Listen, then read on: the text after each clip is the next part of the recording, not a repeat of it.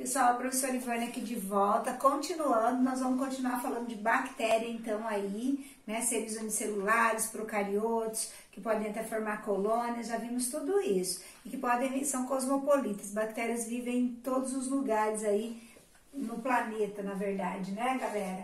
Olha só, agora nós vamos falar como é que bactéria se reproduz. Primeira coisa, bactéria tem uma forma de reprodução, cisparidade. Vocês vão encontrar... Antes era considerado, os mecanismos de variabilidade genética eram considerados tipos de reprodução. Então, dependendo do livro que você pega, ainda vai ser considerado um tipo de reprodução.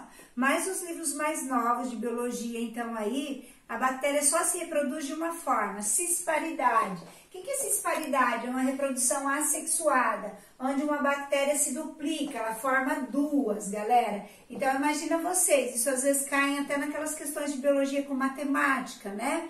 Que ele pede para você fazer uma continha. Se você tem uma bactéria e ela se reproduz e forma duas a cada, na verdade, meia hora, quantas bactérias você vai ter, então, aí... 10 horas depois, né? Então, isso é importante você saber. Por quê? Porque a bactéria faz cisparidade.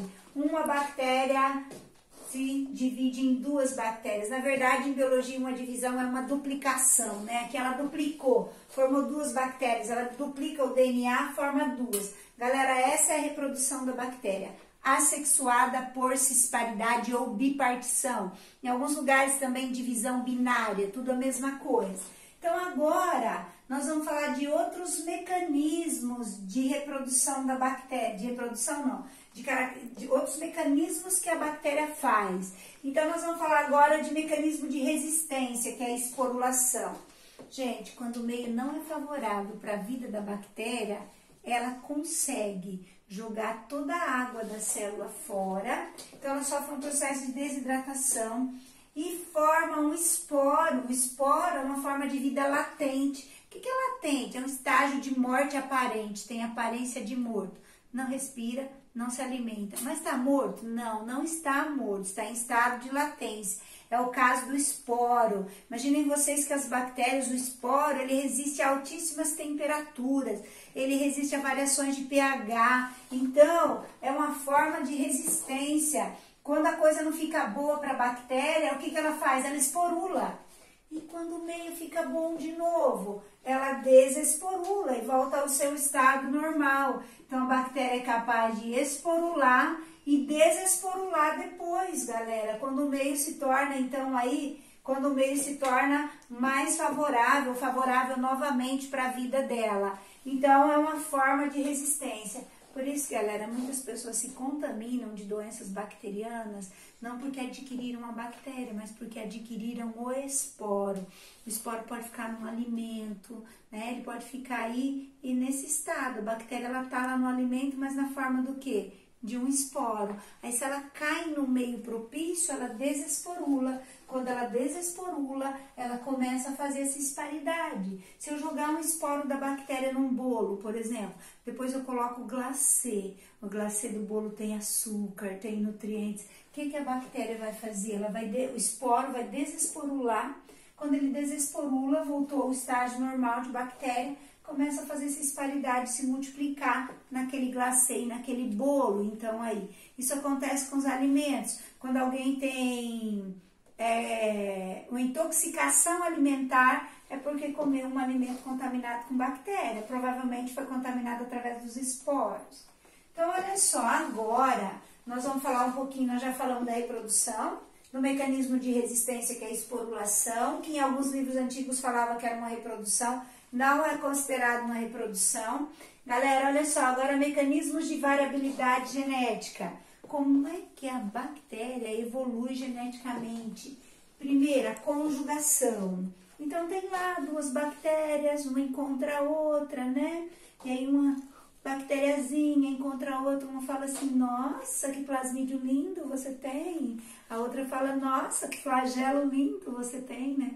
Até que as bactérias, galera, elas fazem uma ponte, que é um peeling, e nessa ponte citoplasmática liga os citoplasmas e uma replica o plasmídio e passa para outra. Imagina você, eu sou uma bactéria, eu tenho um plasmídio. Esse plasmídio é o meu plasmídio. Aí eu duplico, porque plasmídio é um DNA, a gente já viu, agora eu tenho 2 plasmídios. Aí eu faço uma ponte com você e faço um plasmídio, passo o plasmídio para você. Agora nós duas bactérias, teremos o plasmídio, então.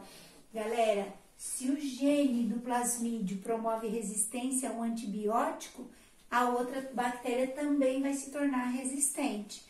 Então, isso dá variabilidade genética nas bactérias. Então, quando elas trocam o DNA do plasmídio, chama conjugação. Conjugação é quando uma bactéria troca DNA com a outra bactéria. Qual DNA? Do plasmídio.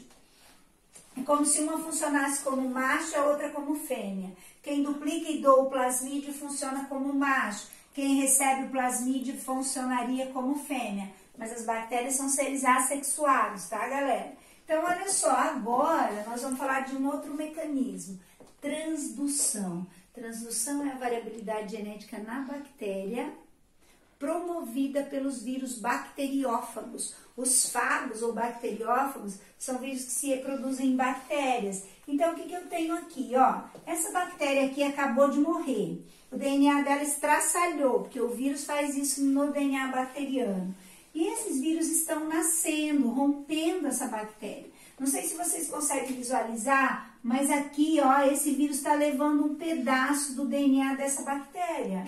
É um vírus que vai parasitar outra bactéria. Quando esse vírus chegar em outra bactéria, que nós temos uma nova bactéria, o bacteriófago se acoplou e ele vai injetar o material genético dele. Quando ele injeta o material genético dele, galera, ele injeta o material genético daquela bactéria que ele trouxe. Então, essa segunda bactéria, ela vai ter uma variabilidade genética de um DNA que veio para ela trazido pelo vírus. Então, esse vírus ele acaba se destruindo, novos vírus podem ou não nascer aqui, mas ela pode ficar, né, o vírus pode injetar seu DNA e ficar junto com o da célula, ciclo lisogênico, isso vai ser visto em vírus então, mas olha só, quando ele trouxe o DNA de uma bactéria, ele injetou na outra bactéria, isso deu o que para essa bactéria? Variabilidade genética então aí.